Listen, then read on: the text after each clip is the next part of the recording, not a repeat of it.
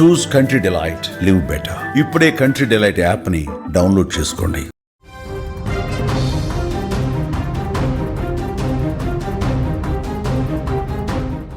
Breaking news. Sabarimala Ayyappa దర్శనానికి వెళ్లే భక్తులకు బిగ్ అలర్ట్. కేరళ రాష్ట్రంలో సరికొత్త వ్యాధి ఒకటి కలకలం రేపుతోంది. ఈ నేపథ్యంలో కేరళ ప్రభుత్వ ఆరోగ్య శాఖ కీలక ఆదేశాలు జారీ చేసింది. శబరిమల అయ్యప్ప దర్శనానికి వెళ్లే భక్తులు నదిలో స్నానం చేసేటప్పుడు అప్రమత్తంగా ఉండాలని సూచన చేసింది. కేరళ రాష్ట్రంలో అమీబిక్ మెనింగో ఎన్సెఫాలిటిస్ కేసులు విపరీతంగా పెరుగుతున్నాయి.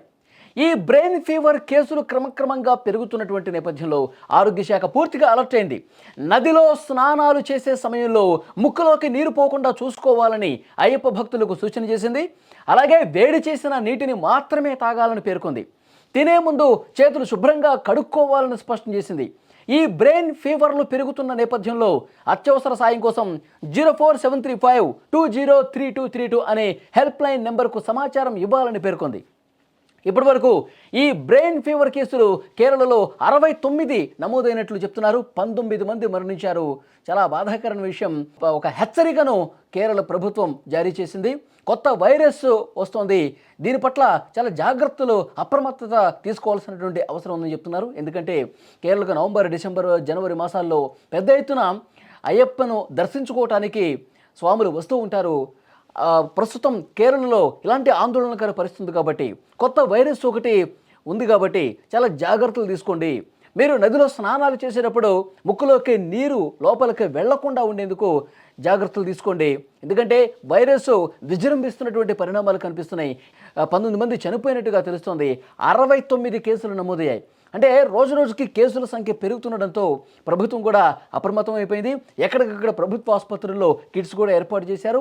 ఆ కిట్స్ని బట్టి ఏదన్నా ఇబ్బందికర పరిస్థితులు ఉంటే, ఏమైనా అనారోగ్యంగా అనిపిస్తే, ఫీవర్ లాంటిది ఏమైనా అనిపిస్తే ఇదేమైనా వైరస్కు సంబంధించిందని చెప్పి చెక్ చేయడం కోసం ఎప్పటికప్పుడు ప్రభుత్వ ఆసుపత్రుల్లో ఆ టెస్టింగ్ కిట్లు కూడా ఏర్పాటు చేసినటువంటి పరిస్థితి ఉంది. సో డెఫినెట్గా అయ్యప్ప భక్తులు చాలా జాగ్రత్తగా ఉండాల్సినటువంటి అవసరం ఉంది. ఇటు స్నానాలు చేసేటప్పుడే కాదు, మీకు ఇక్కడ కేరళకి వచ్చినప్పుడు తాగే వాటర్లో కూడా జాగ్రత్తలు తీసుకోండి. వేడి చేసి చల్లబరిచినటువంటి నీరు తాగటం ఉత్తమం అని చెప్పి అక్కడ వైద్యులు కూడా చెప్తున్నటువంటి పరిస్థితి కనిపిస్తుంది. ముఖ్యంగా ఇప్పటికే లక్షలాదిగా అయ్యప్పను దర్శించుకుంటా ఉన్నారు. ఈ సమయంలో కేసులు విపరీతంగా పెరిగిపోతుండడం మరింత ఆందోళన కనిపిస్తున్నటువంటి సిచ్యువేషన్ ఉంది. కేరళలో గతంలో కూడా కొత్త వైరస్లు కేరళ నుంచే రావటం మొదలైంది. గతంలో కూడా ఒకసారి మనం చూసుకుంటే, సో జికా వైరస్ కావచ్చు, అంతకుముందు కొన్ని వైరస్లు కేరళలోనే ప్రారంభమవుతూ ఉంటాయి. కాబట్టి కేరళ హెల్త్ డిపార్ట్మెంటు చాలా జాగ్రత్తగా, నిశితంగా పరిశీలిస్తూ ఉంటుంది. ఎవరికైనా జ్వరం వచ్చినా, దగ్గు జలుబు వచ్చినా, ఒళ్ళు నొప్పులున్నా, ఏమైనా ఇబ్బందికర పరిస్థితులు ఉంటే, 4-5 రోజులుగా మిమ్మల్ని అవి వేధిస్తూ ఉంటే ఒకసారి ప్రభుత్వ ఆసుపత్రుల్లో టెస్ట్ చేయించుకోండి.